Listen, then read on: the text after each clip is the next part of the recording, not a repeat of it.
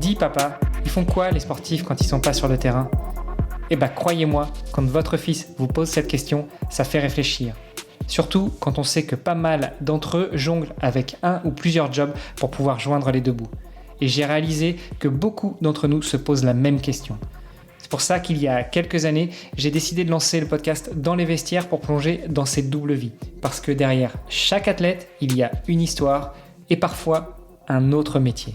À peu près au même moment, j'ai rejoint ePlayer, un cabinet de recrutement spécialisé dans les recherches critiques. Alors moi, je suis recruteur tech et avec mon associé, on aide les entreprises à trouver les perles rares, mais on accompagne aussi les entités qui veulent définir ou redéfinir une politique de recrutement. Et je peux vous dire que des sportifs de haut niveau, croisés au gré de nos chasses de candidats, on en a vu un sacré paquet.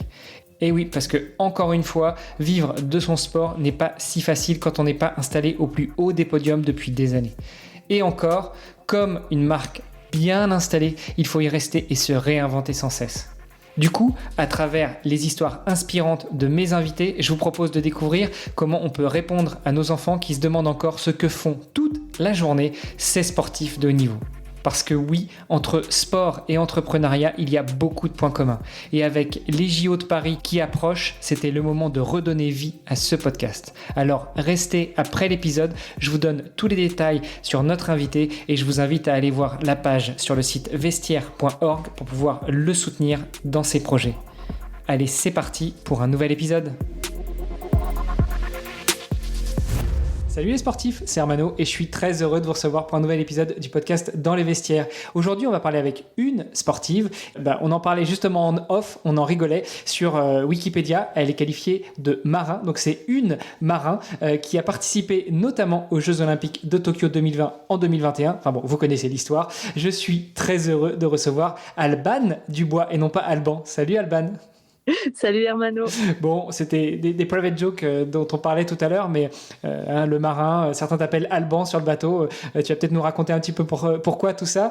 Mais déjà, ce que je te propose, vu que toi, tu as du soleil à Marseille, là où tu es pour le dernier jour, alors que moi, j'ai un temps gris à Castres. Bon, ça n'a rien à voir avec la question que j'allais te poser. Ce que je te propose, c'est de te présenter. Dis-nous tout, qui est Alban Dubois? Je suis une skippeuse qui fait de la voile depuis maintenant quelques années, une bonne dizaine d'années. J'ai participé aux Jeux olympiques à Tokyo en 2021 et maintenant je suis un peu plus sur le circuit professionnel de la voile et je suis quelqu'un qui a toujours de multiples projets plein la tête et et qui est sur tous les fronts. Un peu, enfin voilà un peu la description que je peux faire de moi. Bon, tu nous as pas dit quel âge tu avais. Alors, je sais que ça se demande pas toujours aux femmes, mais là, pour le podcast, pour cadrer un petit peu avec qui on discute. Alors, j'ai en réalité 31 ans. Après, ça dépend, l'âge que vous me donnez. Puis ça dépend aussi quand est-ce qu'on écoute le podcast. Peut-être que quelqu'un qui C'est l'écoutera ça. dans 2 ans se dira tiens, mais elle n'a pas 31 ans. Ouais. Non, du coup, j'ai 31 ans en 2023. En 2023, à quelques jours de Noël quand on enregistre, et c'est pour ça on en parlait aussi tout à l'heure, que toi tu vas partir en vacances, mais à l'inverse des flux habituels. Donc c'est bien, tu seras pas trop embêté avec le trafic, toi, normalement. Non, ça devrait aller. Donc, moi, je suis lilloise d'origine. Donc, pour les fêtes de Noël, je rentre dans le Nord pour aller voir la famille. Alors que là, pour l'instant, tu es au pôle France qui se situe à Marseille. Donc tu vois, tu vas faire hop, une ligne droite, mais pour tout remonter. C'est ça.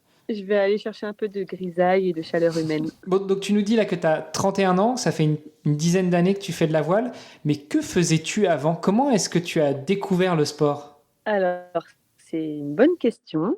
Alors, j'ai toujours été, ultra sportive. J'ai des parents qui nous emmenaient toujours à droite à gauche, qui nous inscrivaient dans les clubs, de sport et cetera. Donc j'ai un peu touché à tout quand j'étais plus jeune et puis j'ai commencé l'équitation parce qu'en fait, au début, l'équitation, c'était le sport que je voulais faire. Donc j'ai pratiqué pendant un peu plus de 10 ans l'équitation. J'ai fait, un peu de saut d'obstacles, du dressage, mais ce que j'adorais particulièrement, c'était le horseball. Donc le horseball, c'est un peu comme, du basket à cheval, on va dire, pour ceux qui connaissent pas et c'est un petit sport, un peu de barbare, on va dire, où on a le droit d'arracher le ballon des mains et c'est ultra sportif. Donc ça me plaisait bien et en fait, du coup, je faisais de l'équitation, durant l'année, des quelques compètes régionales, le week-end avec des stages et pendant les vacances et certains week-ends, Donc après, la tendance est inversée, mais du coup, je pratiquais la voile à Brédune. Donc Brédune, c'est à côté de Dunkerque, c'est dans le nord, c'est pas très loin de Lille. Et en fait, j'ai commencé la voile parce que au début, mon frangin, mon grand frère, voulait commencer la voile et en fait, les parents, ils nous ont tous inscrits au club de voile. Donc c'est comme ça qu'on a commencé. Et au fur et à mesure, ben, j'ai adhéré à ce sport. Donc vraiment tous les week-ends, on allait à la mer pour naviguer. Pendant les 2 mois d'été, on naviguait aussi à fond et j'ai arrêté l'équitation. Du coup, voilà. Et j'ai passé mon monitorat de voile, en 2011, si je me trompe pas, pour ensuite, être détectée par le kiné de la Fédération française de voile en 2014 pour intégrer le pôle France Voile en 49ers. Voilà un peu mon histoire. Oh, bah, une histoire pas forcément commune. Tu parlais de Brédune tout à l'heure, donc toi tu le vois parce que tu as la vidéo, mais toi j'ai mon petit kakémono du défi que j'ai fait cet été et je suis parti de Brédune pour arriver jusqu'à Menton. Donc je suis passé au-dessus de Marseille, j'ai traversé Marseille par le 13e je crois, donc c'est des choses qui me parlent. Mais effectivement, c'est pas forcément un parcours classique pour les sportifs de haut niveau. En général, beaucoup commencent très tôt et puis c'est rare qu'ils se réorientent entre guillemets dans leur sport. Est-ce que juste avec l'équitation, tu avais des ambitions, des velléités d'aller au plus haut niveau et peut-être les Jeux Olympiques, même si je ne crois pas que le horseball soit un sport olympique? En effet, le horseball, c'est pas un sport olympique, mais j'ai toujours été très compétitrice. Et voilà, mes parents, mes frères et sœurs peuvent le confirmer. Il faut toujours que je sois la première à réussir les choses. Et non, j'avais pas pour objectif, en tout cas quand je faisais l'équitation, d'aller faire du haut niveau parce que voilà, pour moi, c'était un monde un peu, à part. Mais par contre, j'ai fait des études de kiné. Donc j'ai commencé mes études du coup en 2010. Ouais, si je me trompe pas, ça remonte. Et j'ai terminé en 2014. Et en fait, l'idée de faire kiné, c'était de faire kiné pour, l'équipe de France de voile. Donc je voulais quand même, aller dans le haut niveau, mais en tant que kiné. Et au final, ben, en rencontrant Bertrand Guillot, le kiné de la Fédération française de voile, en fait, il m'a détectée pour faire un projet au niveau, plutôt en tant qu'athlète. Donc voilà un peu comment je suis arrivée dans le milieu. Alors, c'est pas commun d'avoir un kiné qui te repère. Comment est-ce que ça s'est fait justement? Enfin, je sais pas, tu étais à la fin de tes études de kiné, donc tu étais kiné toi aussi. Tu as été le voir, tu as dit voilà, je voudrais prendre ta place. Et il t'a dit bah, déjà monte sur un bateau, montre-moi ce que ça donne. Et puis finalement, il s'est dit oula, il y a du truc. Non, pas du tout. En fait, j'étais en relation avec lui pour des histoires de mémoire, parce qu'en fait, j'avais envie de faire un mémoire en rapport avec la voile. Bon, ça s'est pas fait parce que c'était un peu trop compliqué à mettre en place, mais il m'a quand même proposé de l'accompagner sur des stages que la Fédération française de voile organise, des stages pour détecter les jeunes, donc les stages espoirs. Donc ça, c'était en juin 2014, donc enfin fin juin, début juillet 2014. Moi, je venais d'être diplômée, donc le diplôme, je l'ai reçu, la veille de partir, à Quiberon pour accompagner Bertrand. Et en fait, bah, en fait, moi, je sais pas rester sans rien faire, donc quand j'ai vu, l'École nationale de voile avec tous les supports et les jeunes qui étaient motivés à naviguer, j'ai voulu aller sur l'eau avec eux parce qu'en fait, les jeunes naviguent, la journée et et le soir, ben, en fait, en tant que kiné, on est là pour animer des séances de stretching, pour, faire les bilans un peu postural des jeunes, pour, soigner un peu, s'il y a des blessures, des problématiques et cetera. Donc en fait, moi, je combinais les 2. Donc j'allais naviguer un peu avec les jeunes et c'est là où j'ai pris part un peu à l'esprit de compétition dans le milieu de la voile avec ces jeunes, qui étaient déjà avec le chrono et bien au taquet pour prendre des départs et cetera. Donc ça m'a plu et en fait, j'ai plutôt été, détectée parce que, j'étais ultra motivée à aller sur l'eau, même quand j'y arrivais pas, je lâchais rien. Du genre à rien lâcher tant que j'y réussis pas et aussi c'est parce que j'avais, le gabarit qu'il fallait pour le 49er parce qu'en fait, à cette période-là, il y avait pas vraiment d'équipières qui avaient mon gabarit et comme c'est un bateau qui est puissant, qu'il faut être un peu grande, un peu lourde, du coup je correspondais un peu aux critères donc c'est pour ça qu'ils m'ont demandé si j'étais intéressée. Donc, je suis allée faire des sélections un peu à Marseille en août 2014. Donc, c'est les batteries de test où on fait un peu de prépa physique pour voir un peu comment on est physiquement, rencontre un peu la psychologue pour faire un point sur le mental, etc. Et on teste aussi le bateau, bien sûr, parce que je connaissais pas du tout le bateau au début. Et à l'issue de ces 2 jours à Marseille, ben, ils m'ont proposé d'intégrer le Pôle France en tant qu'athlète pour un projet Tokyo 2020. Le truc de dingue. Donc, tu faisais un peu de voile comme ça de temps en temps entre deux compètes d'équitation. Et puis tu as fait kiné, tu as eu les bons contacts. On en parle souvent. Hein, c'est aussi souvent une question de réseau, notamment sur l'essence même de ce podcast qui est de comment réussir à financer sa carrière de sportif de haut niveau. Ça se joue souvent au réseau. Et donc, toi, tu rencontres les bonnes personnes, tu vas faire un test. Et puis, en 3 semaines, tu as ton diplôme de kiné, tu montes sur le bateau, t'es repéré. Et un mois après, tu es sélectionné, puis on dit tiens, dans 6 ans, il y a Tokyo, ça te dirait? Ouais, c'est peut-être pas 3 semaines, mais voilà, juin 2014, j'ai le diplôme, je rencontre le kiné. Début juillet, il me propose d'essayer le bateau. Août, je descends à Marseille parce qu'en fait, moi, j'étais monitrice de voile l'été, donc je pose des congés pour aller essayer le bateau en août. Et fin septembre, je suis à Marseille, j'ai déménagé, j'ai un appart, j'ai trouvé du boulot en tant que kiné intérimaire et j'ai un projet sportif et je connais personne. Et j'arrive à l'autre bout de là où j'ai grandi. Ça se passe comment, justement, cette arrivée à Marseille? Parce que j'imagine que tu disais, tu étais sur un stage des jeunes espoirs qui avaient déjà le chrono dans la tête, qui devaient certainement avoir les dents très très longues, voir débarquer, alors passe-moi l'expression, je me permets, mais par rapport à eux, une vieille qui avait déjà un diplôme, qui avait déjà presque une vie professionnelle, qu'on connaissait pas du tout dans la voile, une challenger. Et ça se passe comment quand tu débarques au milieu de tous ces petits jeunes et que tu es potentiellement une sélectionnable pour les JO? Alors, les petits jeunes, on avait quasiment le même âge, à 2-3 ans, voilà. Ah, mais tu sais, à 20 En fait, ans, de 3 ans, c'est 10%, hein, donc c'est énorme.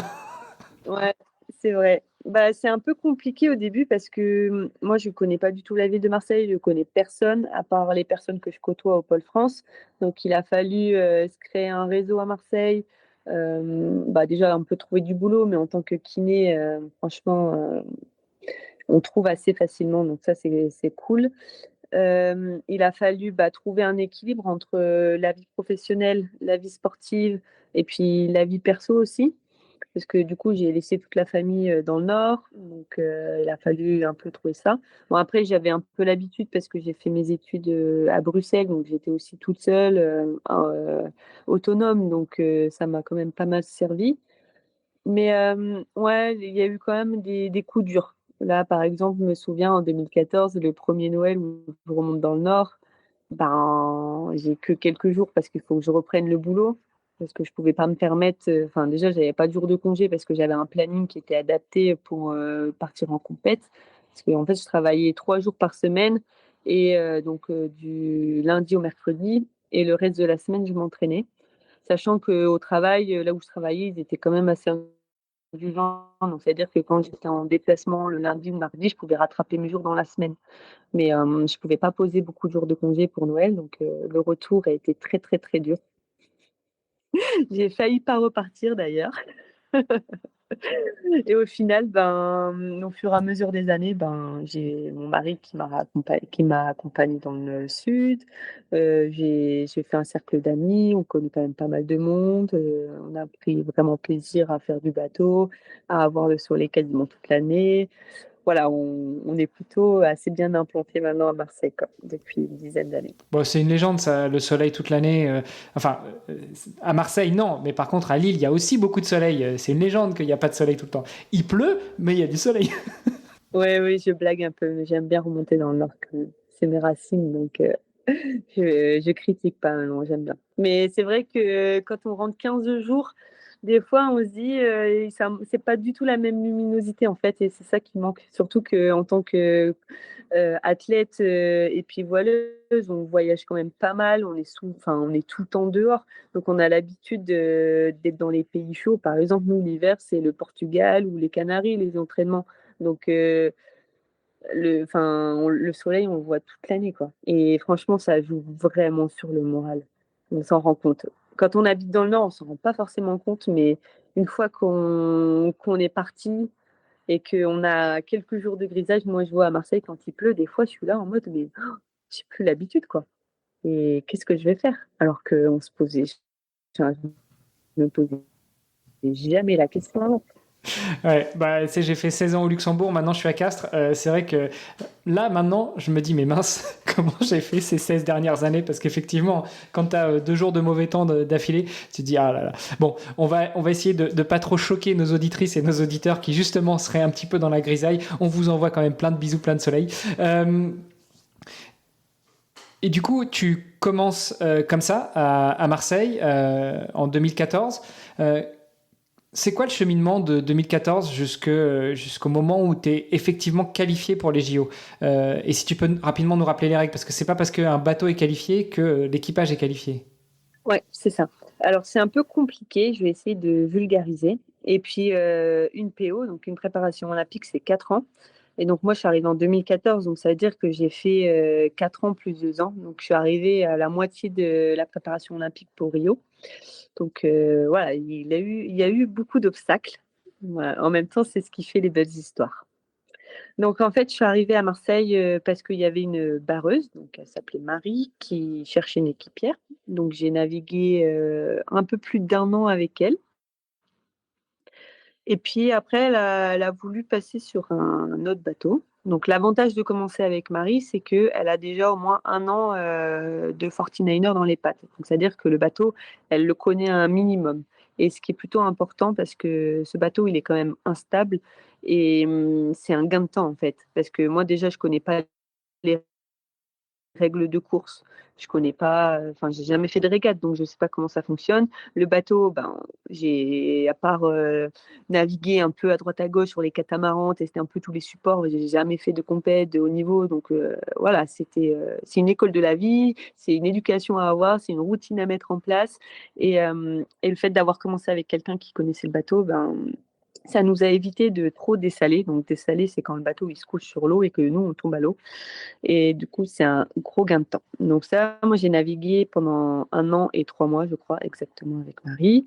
Et du coup, le projet avec elle s'est arrêté début janvier 2016.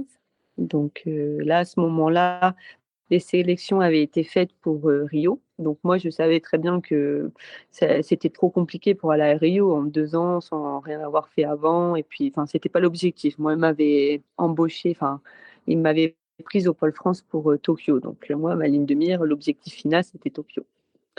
En mars 2016, du coup, je trouve une autre barreuse qui, elle, donc c'est Lily, la barreuse avec qui je partirai, enfin, avec laquelle je vais partir au jeu. Elle naviguait avec quelqu'un d'autre à ce moment-là et en fait, elles n'ont pas été sélectionnées pour Rio, donc le binôme s'est séparé et du coup, on en a recréé un avec Lily en mars 2016. Donc là, on a commencé à bosser. Donc Lily, elle avait déjà 2-3 ans même, je pense 3 ans de 49er dans les pattes. Donc elle commençait vraiment à avoir de l'expérience et donc ça m'a permis de gravir un peu les échelons plus rapidement aussi. Et donc on a navigué et ce qui était bien entre elle et moi, c'est que voilà, on était toutes les 2 ultra déterminées et on est du genre à rien lâcher quand on a une idée en tête. Donc ça, au moins, on était sur la même longueur d'onde pour ça. Et du coup, on a navigué. En 2017, on fait nos premiers, non, en 2016 même, la dernière régate avant les Jeux de Rio, on montre déjà un peu notre potentiel, donc auprès des athlètes qui étaient sélectionnés. Donc là, on est contente, on fait notre première medal race. Donc la medal race, c'est une course qui, le dernier jour, qui est réservée qu'aux 10 premiers du classement général. Donc c'est-à-dire que voilà, nous, ça faisait quelques mois qu'on était associés. Moi, ça faisait 1 an et demi à tout casser que je naviguais. Et on se retrouve déjà dans un top 10 à la veille des Jeux Olympiques avec toutes les nanas qui sont sélectionnées pour les Jeux. Donc là, on était quand même contente. En 2017, on fait nos premiers podiums en Coupe du Monde. On fait des podiums en championnat de France. Après, bah, voilà, il y a quelques petits podiums ou des belles perfs qui s'additionnent. Notre préparation olympique est un peu comme la mer, quoi. Il y a des hauts, il y a des bas, surtout l'hiver, il y a plutôt des bas, où avec ma coéquipière, ben, c'est un peu compliqué. Elle vient de la Guadeloupe, du coup, l'hiver, c'était un peu rude pour elle. Donc, il y a eu beaucoup de bas chaque hiver. Donc, il a fallu rebondir, trouver des solutions pour continuer à naviguer et progresser. Et puis, en fait, dans le monde de la voile, c'est qu'il n'y a pas que la nave qui compte, donc l'entraînement sur l'eau, il y a aussi tout ce qui est préparation du matériel à côté. Donc, nous, on recevait des bateaux neufs, donc il fallait les préparer, des voiles neuves, donc il fallait les mesurer, tout ce qui est tactique, on peut travailler à terre, tout ce qui est météo, on travaille à terre. Donc, en fait, on n'a pas le temps de s'ennuyer. Il y a la prépa physique, enfin, il y a tout qui va avec. Donc, voilà. Et là, du coup, on a la première sélection à partir de 2018. C'est pour essayer d'avoir le ticket pour la France. En fait, il faut que la France soit sélectionnée. Et une fois que la France est sélectionnée, la Fédé choisit l'équipage en fonction des modalités de sélection. Et donc là, c'était en août 2018 à Rus, au Danemark. On fait un super mondial, malgré l'hiver qu'on a passé un peu de pause pour blessures, etc. Et on revient bien dans le match pour cet objectif de saison. Sauf qu'on fait 13e au mondial alors qu'on était classé dans le top 10. Et donc, du coup, on rate de 2 places la sélection de la nation. Parce qu'en fait, il y avait 8 places en jeu à ce moment-là. Et donc, on rate de 2 places parce qu'il y avait 2 équipages danois, je crois, devant. Et du coup, en fait, c'est un ticket par nation. Donc, ça peut se décaler dans le classement. Donc là, on se dit, bon, bah, c'est fait, tant pis. Il y a d'autres opportunités où il y aura d'autres tickets pour les Jeux à gagner. On arrive en fin 2019, au mois de décembre, au mondial en Nouvelle-Zélande. Il y a un ticket à gagner pour la France. Et là, on fait notre pire mondial. On rate. Enfin, voilà, on passe à côté du mondial. On fait 19 sur je pense qu'on devait être une 60aine de bateaux, mais ça suffit pas à sélectionner la France. Et on a l'autre équipage, donc nos adversaires, qui sont mieux placés que nous, qui sont 16e, si je ne me trompe pas. Donc un peu devant, mais pas non plus ultra loin. Et en fait, elle rate d'une place la sélection pour avoir le ticket. Donc, c'est-à-dire qu'en 2019, décembre 2019, la France n'est toujours pas qualifiée. Donc là, on s'est dit, c'est un peu mal barré, voilà, sachant que il reste un ticket européen qui est en jeu. Et après, il y a tout ce qui est Océanie, donc Nouvelle-Zélande, Australie, etc. Ils ont un certain nombre, ils ont, je crois, encore un ticket pour eux. Sauf que toutes les nanas de ce continent-là sont déjà sélectionnées. Donc ça veut dire qu'on a une deadline. Et si, je crois que c'était début février, si je sais pas, je vais dire une date au hasard, mais le 3 février, il n'y a pas d'autre équipage d'un autre pays de ce continent-là qui se présente, et ben, le ticket, il va pour la liste d'attente. Donc la France est première sur la liste d'attente. Donc 2020, on arrive en janvier-février, on est en Australie, il y a un mondial. Donc là, on a enchaîné quand même 2 mondiales coup sur coup ultra rapprochés. Mentalement, c'est très très dur. Et là, les inscriptions sont closes et du coup, on voit qu'il n'y a pas d'autres personnes du continent qui se présentent. Donc, ça veut dire que le ticket, il va pour la France. Donc là, on se dit, bon, la France est sélectionnée. OK, on a eu le ticket de rattrapage, on va dire, mais la France est sélectionnée. On fait le mondial et là, on fait la perf qu'il fallait faire, quoi. On fait 4 au mondial. On aurait pu faire 3, mais bon, la dernière, la medal race, bon, elle n'était pas ultra bien placée, du coup, on finit 4.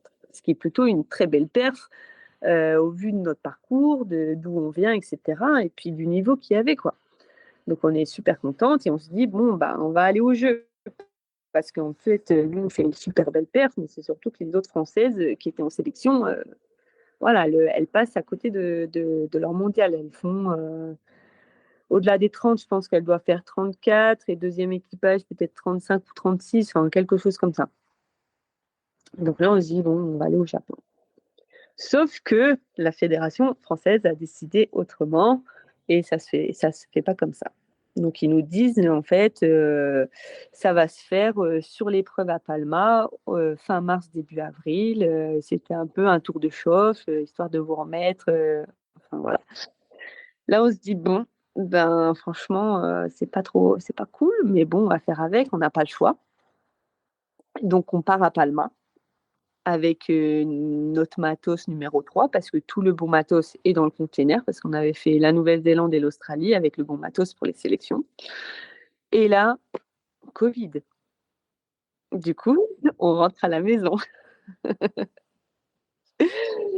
On rentre à la maison, le confinement commence et on n'est toujours pas sélectionnés parce que la compétition n'a pas eu lieu. Ils annoncent les sélections, des autres séries. Ils confirment la sélection des personnes qui avaient déjà été sélectionnées et nous, on n'est toujours pas sélectionnés. On se trouve, du coup, j'accélère un peu, mais du coup, on reprend la compétition en octobre ou novembre, je crois. Il y a le championnat d'Europe, en Autriche, donc on refait une régate là. Sauf que ça faisait plusieurs mois qu'on n'avait pas navigué, qu'on s'était pas confronté. Donc, en fait, on revient en compète avec une image de 4e mondiale, mais on savait pas trop où situer, notre niveau, après ce temps-là, parce que chaque pays avait un confinement un peu différent. Il y en a qui avaient le droit de naviguer, d'autres pas. Enfin, du coup, c'est un peu compliqué de se confronter et du coup, on savait que la prochaine épreuve de sélection, c'était, en 2021 à Palma. Du coup, celle qu'on n'avait pas faite en 2020, c'était, la même épreuve, mais en 2021 parce que les Jeux ont été reportés. On s'est dit: «Bon, bah, le chemin, il est pas encore fini, quoi». On arrive, donc on fait le championnat d'Europe et on va, s'entraîner aux Canaries au mois de janvier. Et là, en fait, c'est un nouveau spot d'entraînement. C'était la première année où ils lançaient la dynamique un peu et du coup, il y a pas mal d'étrangères, on s'entraîne et en fait, on se fait, une coach regatta. Donc la coach regatta, c'est une petite régate d'entraînement où c'est les coachs qui organisent tout ça, en fait. C'est un peu confidentiel et en fait, lors de la coach regatta, je me blesse et donc enfin, je termine la journée mais je rentre à terre et compliqué, j'avais mal au genou, enfin le genou il gonflait, il était chaud et cetera et en fait, quelques jours après, je rentre un peu en urgence en France parce que, compliqué de se faire soigner en Espagne et puis ça servait à rien de rester là à ruminer, à voir les autres et autant que j'aille me faire soigner en France correctement pour mieux revenir. Donc on prend la décision avec Lily, c'est que Lily, elle reste, aux Canaries. Elle fait appel aux gars qui font du 49er ou des anciens qui ont fait du 49er pour pouvoir naviguer, continuer à régater parce qu'il y avait des compétitions d'organiser et moi je rentre en France pour essayer d'avoir un bon diagnostic et de me faire soigner chez le kiné et cetera et donc entre-temps, pendant que moi je suis en France et elle, elle est en train de s'entraîner, on continue à échanger donc tout ce qu'elle fait sur l'eau, elle enregistre. Du coup, moi je me fais des podcasts tous les jours. On s'appelle tous les jours pour suivre, pour savoir ce qu'elle a travaillé et cetera, histoire de pas perdre la main et puis de continuer moi à faire de la visualisation mentale, pendant ce temps-là, histoire de continuer à naviguer même, même chez moi.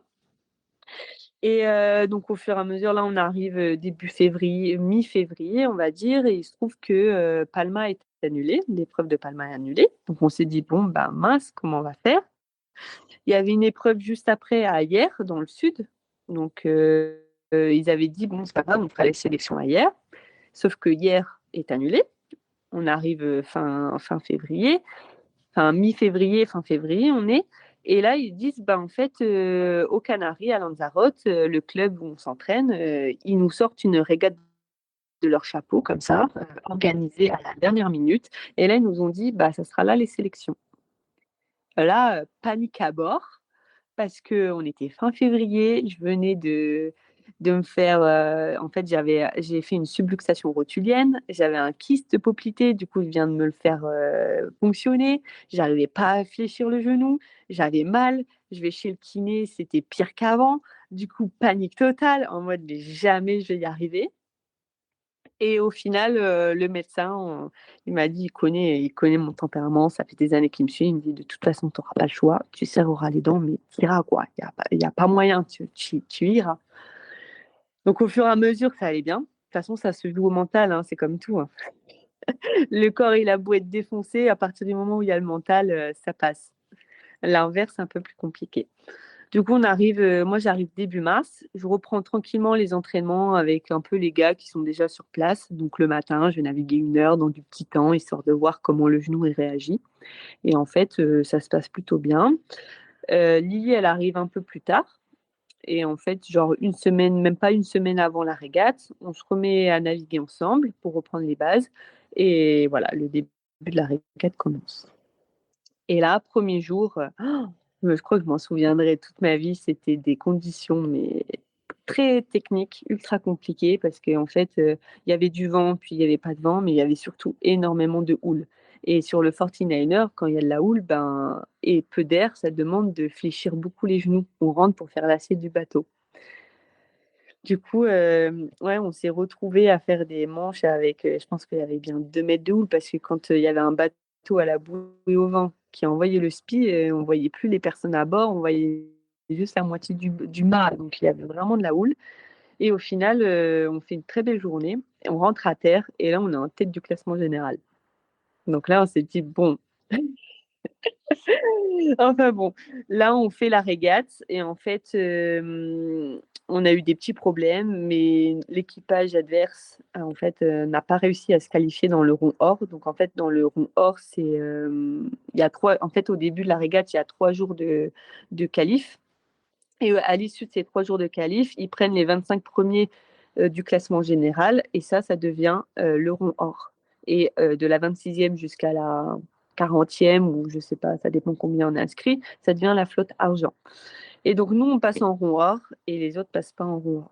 Donc elles ont décidé d'arrêter la compète et nous, on a continué et du coup, on a été sélectionnés à l'issue de cette compétition pour aller aux Jeux et donc là, on s'est retrouvés, fin mars à être sélectionnés pour, les Jeux au mois de juillet.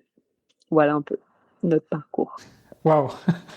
Bah écoute, un parcours non seulement pavé de chance, mais aussi de force, de détermination. Enfin, tu l'as dit, pendant que toi tu te faisais soigner, ta coéquipière, elle te disait tous les jours, elle te faisait des comptes rendus de ce que tu faisais, t'écoutais ça, tu faisais de la visualisation. Enfin, vous étiez de toute façon avec un objectif qui était d'arriver au bout de cette préparation et de vous qualifier. Donc au final, vous vous êtes qualifié, vous avez été au JO. Bon, j'imagine que le résultat n'était pas à la hauteur de ce que vous attendiez. Malgré tout, vous avez quand même fait les JO de Tokyo.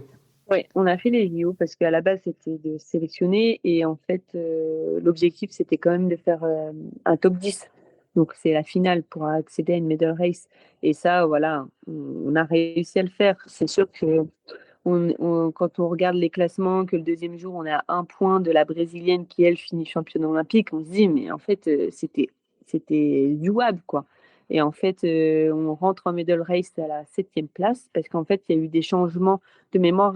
Il y a eu des changements, juste la veille, dans les classements parce qu'en fait, finalement, l'américaine s'est vue, retirer de la medal race, en fait, parce qu'elle a eu une manche de D-nœud. En fait, la D-nœud, c'est soit on a des chiffres dans les classements, soit on a des lettres. Donc les lettres, soit on a grillé le départ, du coup on a des lettres, soit on n'a pas fait la course, on a des lettres. Et en fait, la DNE, c'est qu'elle avait pris des fautes par le jury. En fait, elle s'était fait siffler par le jury. Et en fait, ça, c'est des manches qu'on ne peut pas enlever. Parce que dans le classement, on a, par exemple, ça dépend des épreuves, mais on a une douzaine de courses. Et en fait, à partir de 4 manches réalisées, on peut supprimer la mauvaise. Et en fait, l'américaine, elle n'a pas pu supprimer celle-ci. Donc ça veut dire que, quand on a des manches de lettres, c'est le nombre total des participants plus 1 point. Donc ça veut dire que quand on est 21, elle se prend 22 points. C'est 22 points, c'est énorme, sachant qu'elle ne peut pas la retirer de son total. Donc au final, on a regagné une place à la veille de la medal race et elle est sortie des 10 premiers. Et voilà, donc on rentre en médaille en 7e place et on finit 9e parce qu'on n'a pas trop bien réussi la dernière course. Sachant que c'est une course qui avait été décalée déjà parce qu'elle devait avoir lieu la veille, mais il n'y avait pas de vent. Donc du coup, mentalement, on était prête pour la veille. Là, il a fallu savoir relâcher, mais pas entièrement parce que c'était pas encore terminé. Et du coup, ça a vraiment joué avec nos nerfs, quoi. Parce que du coup, on comprend en pointillé, et on va pas trop s'attarder là-dessus, mais sur les JO en particulier, c'est combien de temps, combien de jours de courses, de régates où vous restez sur le pont, enfin, sur le pont, où vous restez au taquet?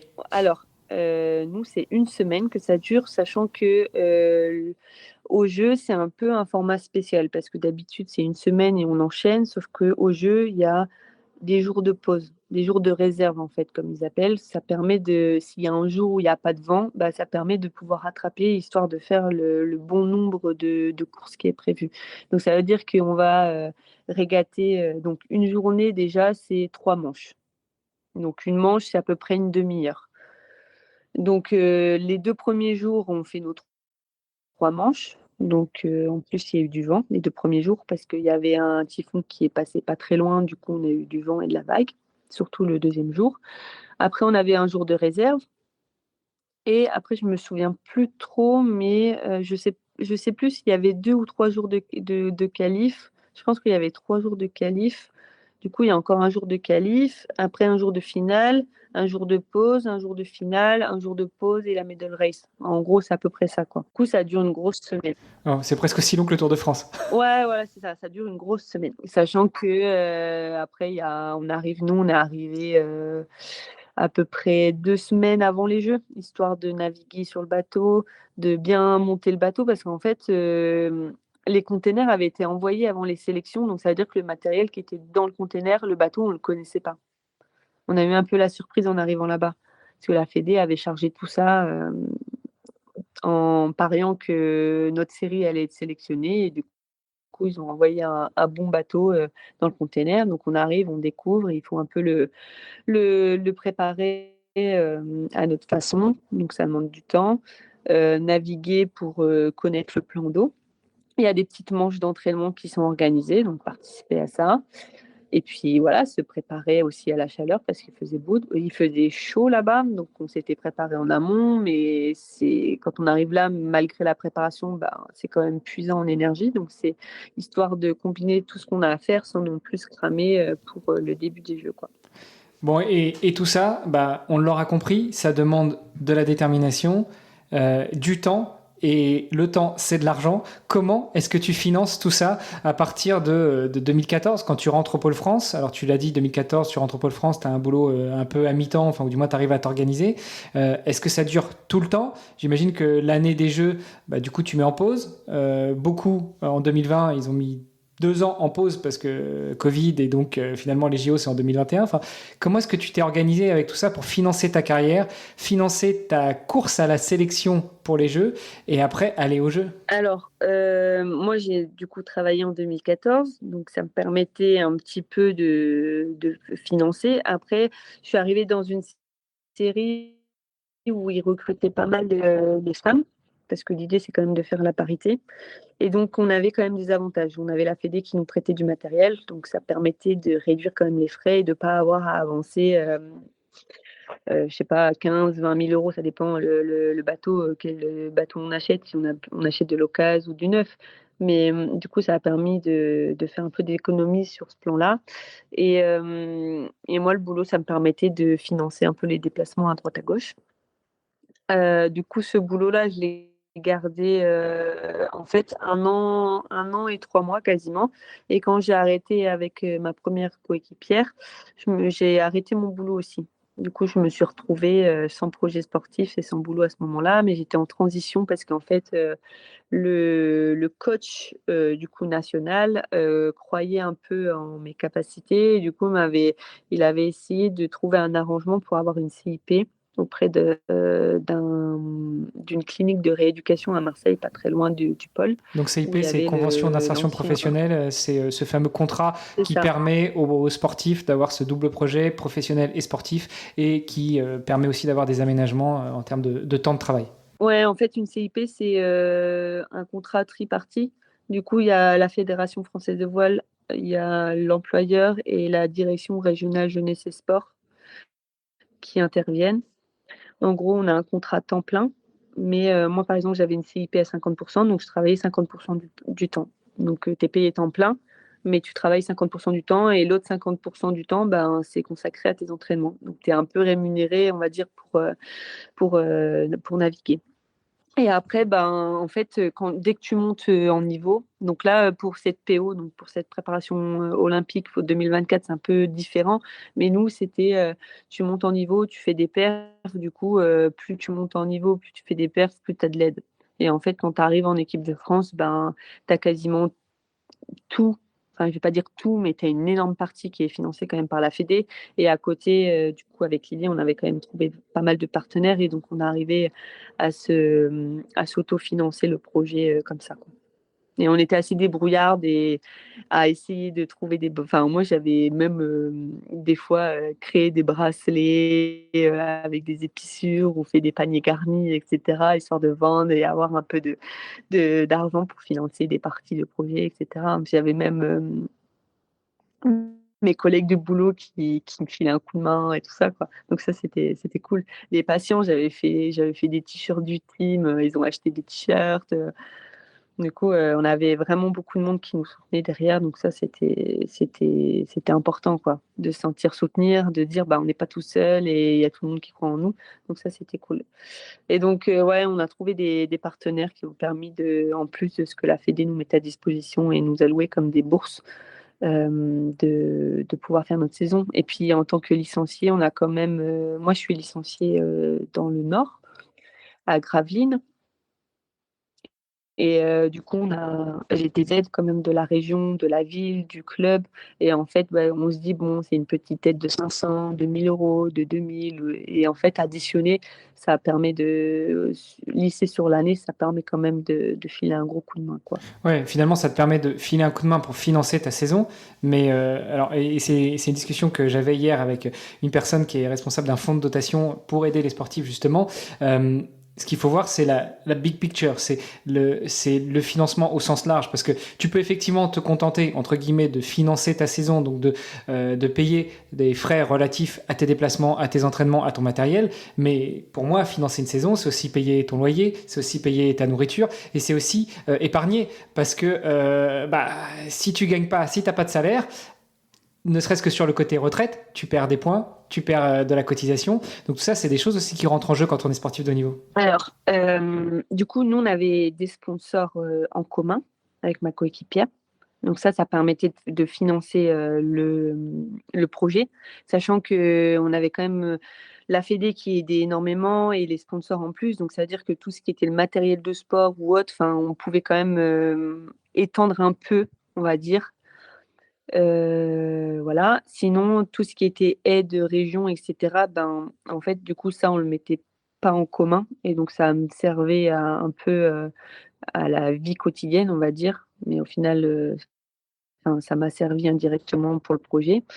Et moi, j'ai travaillé jusqu'en 2018. Après, en 2018, en août 2018, j'ai décidé d'arrêter ma carrière de kiné pour pouvoir me consacrer à 100% à mon sport et tout donner en fait et rien regretter pour les sélections. Donc en fait, j'ai arrêté un peu plus d'un an de travailler et d'ailleurs, je n'ai toujours pas repris.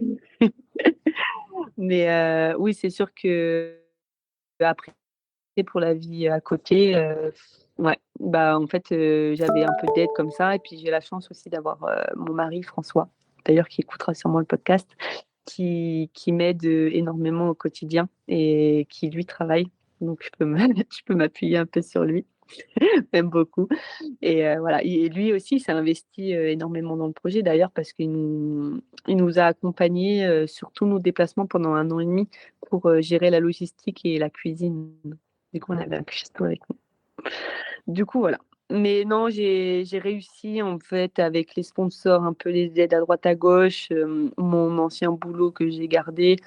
Du coup, j'ai réussi à me débrouiller. Mais c'est vrai que c'est pas forcément facile pour tout le monde. Est-ce que nous, on avait la chance, c'était d'être aussi en équipe de France, donc ça complétait plutôt bien le budget. Et le budget global prévisionnel, il était il était financé, quoi. Enfin, on avait réussi à lever assez de fonds pour financer tout ça. Alors j'ai deux questions. Déjà sur cette époque-là, comment est-ce que tu lèves des fonds? Donc tu disais, tu faisais aussi des petits à côté, tu faisais des bracelets, tu tricotais, enfin un peu comme on fait à la kermesse pour les enfants, mais sinon les grosses sommes, les gros montants, les gros sponsors, comment est-ce qu'on les approche? Qu'est-ce qu'on leur propose en échange? Et ça rejoint une discussion qu'on avait en off quand on préparait cet épisode. Et puis comment on continue aussi à les entre guillemets tenir en haleine, parce que préparer une saison pour les Jeux Olympiques, qui en plus est décalée d'un an parce que les JO Covid, etc. Et puis le post-JO, comment est-ce qu'on continue à préparer tout ça? Pour trouver les sponsors, c'est un peu, comment dire, les opportunités qu'on rencontre et le réseau, en fait. C'est surtout ça qui fonctionne bien. C'est soit on a la personne dans notre réseau et du coup, on arrive à vraiment lui vendre correctement le projet et le sponsor, le futur sponsor en face de nous, il a une sensibilité au projet où il nous connaît, donc du coup, il veut nous aider. Ou soit on arrive à se faire recommander. Mais ce qui est le plus compliqué, c'est d'arriver dans une entreprise où on connaît personne, où on est en bas de l'échelle, où le dossier, on ne sait pas trop à qui l'adresser. Voilà. Après, moi, pendant ma carrière olympique, j'ai plutôt eu de la chance. Là, actuellement, pour mon projet sportif actuel, bah, c'est un peu différent, mais je recherche aussi des sponsors. Mais en olympisme, on a eu la chance d'avoir du coup un gros partenaire qui, lui, était le patron de Lily, qui a en plus de l'avoir employé, nous avait donné, un gros budget, pour la saison. Donc ça, c'était bien sympa de sa part. Ça nous a vraiment bien aidés et après, moi, j'ai ramené un autre, gros partenaire qui lui, en fait, je l'ai rencontré via mon travail. Parce qu'en fait, je suis quelqu'un qui est plutôt, ouverte, qui aime bien discuter et puis les collègues, ils étaient tellement contents d'avoir, une athlète, au boulot que voilà, tous les patients étaient au courant que je faisais la voile, que j'allais faire les jeux et cetera et du coup, en fait, c'est un peu, on va dire au hasard, mais une patiente qui a son mari, Jean-Christophe, qui montait c'est une boîte, d'accastillage qu'il vendait par internet et cetera et en gros, il avait plusieurs business et il a décidé de nous aider ça sur 3 ans, du coup. Donc voilà, ça c'est les gros sponsors et après, Lily, elle avait aussi un autre sponsor qu'elle avait rencontré, un peu, parce qu'elle avait été présentée par quelqu'un de l'école. Enfin, je sais pas trop comment ça s'était fait parce que c'était avant qu'on s'associe et du coup, on avait 3 gros partenaires plus la Fédération française de voile et on avait aussi encore un autre partenaire qui nous aidait. On faisait partie d'un team et du coup, ça c'était, via aussi un peu la fédé qu'on avait eu ça, donc voilà et après c'est des petits partenaires où, en fait, c'est un peu, en discutant avec les gens où on arrive, bah, un peu à cerner déjà si c'est une grosse entreprise ou pas et qu'est-ce qu'on peut leur vendre. Nous, ce qu'on pouvait leur vendre, c'était en tout cas la préparation, c'était, d'avoir, leur logo floqué, dans nos voiles. Donc ça veut dire qu'on a quand même 3 mois on avait 3 voiles plus le bateau. Donc ça permettait d'afficher quand même pas mal de partenaires et comme on voyageait un peu à droite à gauche, surtout si c'est des entreprises, PME et cetera qui sont un peu à l'international, ça c'est cool.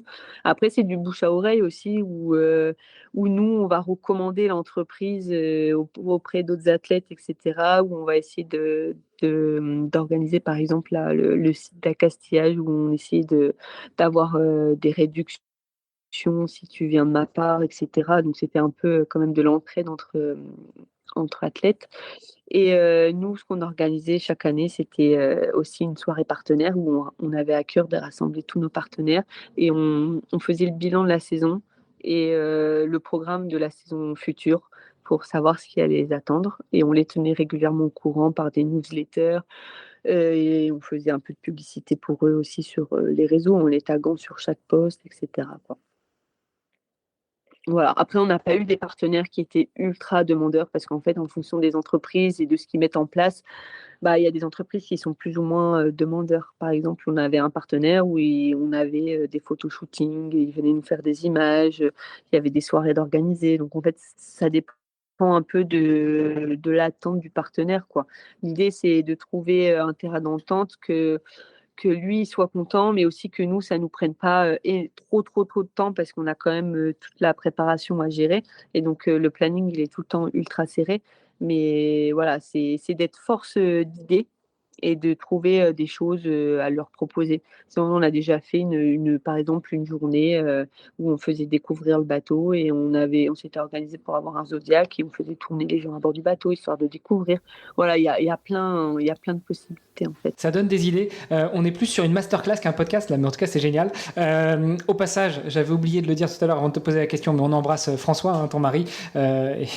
Et effectivement, j'espère bien qu'il va écouter et qu'il va faire écouter à tous ses amis et puis à vos partenaires aussi, en tant qu'affaire. Il faut essayer de développer les auditeurs du podcast, puisqu'on ne reçoit pas que des sportifs qui sont des skippers ou des skippeuses. On reçoit des sportifs de tous les sports, et pas que des sportifs d'ailleurs, aussi celles et ceux qui font le sport, pour savoir un petit peu comment on vit de et par sa passion. Tu disais tout à l'heure que là maintenant dans ton nouveau projet sportif professionnel, c'est plus compliqué, donc tu n'es plus dans la course à l'olympisme. Paris 2024, tu ne seras pas dans les partantes. Rapidement, qu'est-ce que ça veut dire? Enfin, tu es toujours sur le même type de bateau, tu es toujours en équipage, et tu cours, ou plutôt tu skippes après quoi? Alors là, le gros projet pour lequel je navigue plutôt en tant que sportive et non pas en tant que professionnelle. Donc en fait, j'ai monté un collectif donc l'année dernière de femmes qui viennent plutôt de la voile légère. Et l'idée, c'est de servir de l'épreuve du tour voile qui a été remis au goût du jour pour les initier à la course au large. Et donc, en fait, pour ce projet-là, j'organise des formations l'hiver, donc tout ce qui est météo, et cetera. Donc, je cherche les intervenants les plus qualifiés, en tout cas qui correspondent à nos demandes pour pouvoir nous former. Et après, il y a des régates qui sont planifiées. Et j'essaye d'organiser aussi des entraînements à Marseille pour s'entraîner un peu à la course au large ou les grands parcours côtiers. Donc là, je recherche aussi des partenaires pour ce projet-là. Mais comme on est en 2024, qu'il y a les Jeux Olympiques en France et surtout la voile à Marseille, c'est un peu compliqué parce que toutes les entreprises veulent plutôt sponsoriser un équipage qui va aller aux Jeux qu'un équipage qui fait le Tour de France à la voile. Sachant que ce qu'on avait dit, c'est que pendant les Jeux, en fait, c'est un peu compliqué d'afficher les partenaires. Parce qu'en fait, nos partenaires, on les affiche vraiment en amont pendant toute la saison, et cetera. Mais pendant la période des Jeux, il y a une réglementation qui est assez stricte où on n'a pas le droit d'afficher les partenaires. Donc, en fait, les chefs d'entreprise qui veulent sponsoriser, ils ne savent pas ça au début. Ils pensent être affichés pendant la période des Jeux. Mais en fait, il y a pas cette affiche-là, quoi. Parce qu'en fait, on a une règle, la règle 50, qui est de la charte olympique, en fait, qui va définir un peu tout ce qui est la publicité au niveau des articles de sport pendant la période des Jeux. Et donc ça, en gros, c'est environ 10 jours avant l'ouverture des Jeux et 10 jours après la clôture des Jeux. En fait, la communication sur les réseaux, elle est assez stricte. On n'a pas le droit de faire tout ce qu'on veut. Les grosses marques, donc écrit en gros sur les vêtements, il faut que ça soit floqué. Donc, il ne faut pas qu'on les voit. Sur le bateau, on a le droit de rien avoir. Donc, voilà. Moi, je propose un projet sportif où on a le droit d'afficher autant de fois qu'on veut et pour toutes les régates des partenaires. Oui, parce que c'est ce que j'allais dire. Ça, c'est quand tu es dans l'olympisme, quand tu es olympienne ou olympien, tu dois te soumettre à ces règles-là quand tu es dans la course, hein, pas quand tu es un ancien olympien ou une ancienne olympienne. Mais par contre, quand tu fais des projets sportifs autres que tourner vers l'olympisme, et notamment, si on parle de voile et si on parle du littoral, pendant les JO, on ne pourra pas empêcher aux gens d'aller se balader sur la plage, d'avoir des gargotes et autres. Là, il sera possible d'afficher quand même ses partenaires si on n'est pas sur une compétition des Jeux Olympiques. En fait, si on est sur le site olympique, déjà l'accès il est réglementé, il est sécurisé, que ça soit pour les athlètes ou même pour les spectateurs. Et pareil, tu n'as pas le droit de te balader avec une banderole avec tes partenaires ou autre, quoi. Ça, c'est sûr, tu n'as pas le droit. Après, c'est la réglementation pour les athlètes, elle est quand même beaucoup plus stricte parce qu'ils passent à la télé. Donc ça, c'est sûr, ils veulent pas. Et en fait, les jeux, c'est pas censé être des professionnels qui vont, et on n'est pas censé faire de la publicité. Donc voilà, il y a que les partenaires clés les gros partenaires des Jeux qui seront affichés. Mais sinon, tes petits partenaires, ils ne le sont pas. Mais ça, c'est vraiment la règle spécifique pour les Jeux olympiques. Après, pour le reste des courses en voile, que sur tous les autres circuits, il n'y a pas cette règle-là. Et justement, quand on est sur un projet olympique, comment ça se passe pour rétribuer, entre parenthèses, ces partenaires? Tu l'as dit, il y a plein de possibilité de rendre un peu ce que les partenaires font pour vous. Malgré tout, comme tu dis, il y en a beaucoup qui pensent qu'ils vont avoir leur logo affiché partout au niveau des Jeux Olympiques. Donc j'imagine que vous les prévenez quand même en amont avant de signer le contrat, mais ça peut être un problème aussi de vouloir soutenir des sportifs qui ne savent pas forcément la règle ou qui oublient de prévenir leurs partenaires et de se retrouver au moment des JO où tu vois un sportif habillé tout en blanc ou tout en noir, enfin dans le survêt de la nation, mais avec aucun des logos du partenaire. Oui, bah de toute façon, en fait, quand tu vas au jeu, tu as une dotation de vêtements et ça, c'est sûr que tu n'as pas le droit de floquer. Donc, c'est la dotation officielle. Et bah, le sponsor, de toute façon, il va être forcément au courant parce que même lui, il n'a pas le droit de... Il a une réglementation. Donc, nous, on avait reçu un document explicatif des choses qu'on avait le droit ou pas le droit de faire et on l'avait envoyé à tous les partenaires. Donc, ils peuvent pas... je sais plus exactement ce qu'il disait, ce doc, mais je pense que c'est aussi par rapport aux photos. Ils peuvent pas utiliser les photos comme ils veulent. Ils peuvent pas utiliser le dessin des anneaux olympiques. Je crois que c'est interdit. Enfin, il y a plein de règles et c'est compliqué. Donc, en fait, en général, les sponsors, des fois, ils se prennent pas la tête et ils affichent rien pendant la période des Jeux. Et après, ils mettent quelque chose en mode fier d'avoir soutenu les athlètes pour les Jeux ou des trucs comme ça, quoi. Mais ouais, il faut vraiment faire attention parce qu'en fait, nous, en tant qu'athlète, on peut être puni pour ça, en fait. On peut avoir des sanctions. Et c'est pas l'objectif non plus quand tu vas au JO de te taper des sanctions parce que soit t'as communiqué alors que t'aurais pas dû, soit ton partenaire l'a fait parce que t'as oublié de le prévenir ou parce qu'il en avait que faire et qu'après ça te retombe dessus. Encore un point noir dans la préparation des sportives et des sportifs de haut niveau. Mais c'est super que tu en parles, tu vois, parce que jusqu'à présent, personne n'en avait parlé. Et donc, c'est assez intéressant de rajouter ce point-là dans la masterclass d'aujourd'hui. Alban, on arrive sur la fin de cet épisode. Il y a une question que j'aime bien poser à mes invités. Si tu pouvais te projeter, alors on est un peu dans la science-fiction, hein, mais si tu pouvais te projeter en 2014 à côté de la petite Alban là, de 20 ans qui va découvrir, qui va monter sur le bateau pour la première fois avant d'être repéré par le kiné, qu'est-ce que tu penses que la Alban de 2014 te dirait en te voyant et en sachant que ça va être elle 10 ans après et tout le parcours que tu vas avoir? C'est une bonne question. Alors, je pense que la Alban de 2014 qui voit la Alban de 2023 dirait, «Je suis fière de ce que tu as accompli». Parce qu'au final, le chemin, il n'était pas facile et j'ai réussi à aller jusqu'au bout et voilà, à me tenir à mes objectifs. Et la Alban de 2023, si elle était à côté de la Alban 2014, je lui dirais, «Fonce, franchement, tu rien à perdre». Voilà. Fonce, mais fais gaffe à ton genou en 2020. Fais gaffe à ton genou, ouais. C'est le début de la vieillesse, en fait, en 2020. Oh, oui, bien sûr. On va revenir sur les sujets de l'âge. Merci beaucoup, Alban, pour tout ça, pour toutes ces infos. C'était vraiment une vraie masterclass aujourd'hui. Si on veut te suivre, te soutenir, abonder à ton projet, à ton collectif, comment ça se passe? Où est-ce qu'on te contacte? Sur Facebook ou LinkedIn, c'est Alban Dubois Oli, donc O-L-Y, ça veut dire olympienne. Ou sur Insta, si vous voulez suivre les projets 100% voile, c'est Marcel Sailing Team. Donc Marcel, c'est Mars comme Marseille, apostrophe E2LES, plus loin, Sailing Team. Et donc là, il y aura toute l'actualité du projet, de l'équipe ou même de mes projets pro en voile. Il y a tout là. Si vous voulez me suivre plutôt en perso, c'est Alban Dubois sur Insta. Merci beaucoup. On te souhaite une bonne continuation, plein de courage. Et petite chose avant, c'est que si vous voulez suivre la newsletter qui est envoyée chaque mois, pouvez toujours envoyer votre adresse mail et pour que je puisse vous inscrire et vous la recevrez tous les mois dans votre boîte mail. Okay. Et où est-ce qu'on s'inscrit à la newsletter justement ? Tu m'envoies ton adresse mail soit par... le mieux c'est Insta parce que c'est là où je suis le plus réactive. Tu m'envoies sur le compte Marcel Sailing Team ton adresse mail en mode je veux m'inscrire à la newsletter et je te rajoute et tu la recevras. Ok, super. Eh ben écoute, on mettra tout ça dans les notes de l'épisode. Merci encore pour cette belle journée, ce bon moment passé avec toi.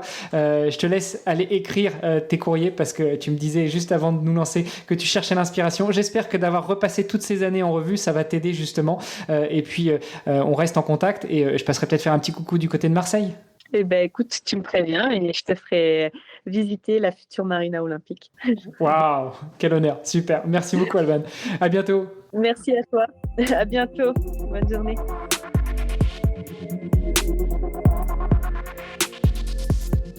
Chaque athlète, même ceux qui ne sont plus au plus haut niveau, qui sont entre guillemets retraités, ont une histoire unique et j'espère que vous avez apprécié celle de Alban Dubois que vous venez d'entendre.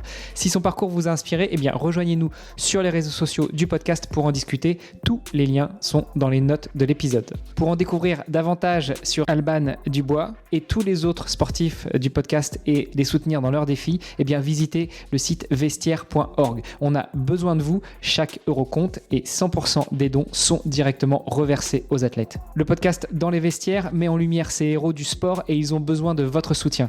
Et le plus simple, c'est de partager leurs histoires pour les aider à briller sur la scène internationale. Et puis comme ça, tout le monde fera un peu partie de cette superbe aventure sportive et philanthropique. Partagez leurs épisodes, ça nous aide et ça les aide surtout eux. Allez, sportez-vous bien, entraînez-vous bien et on se retrouve bientôt pour un nouvel épisode. Salut les sportifs!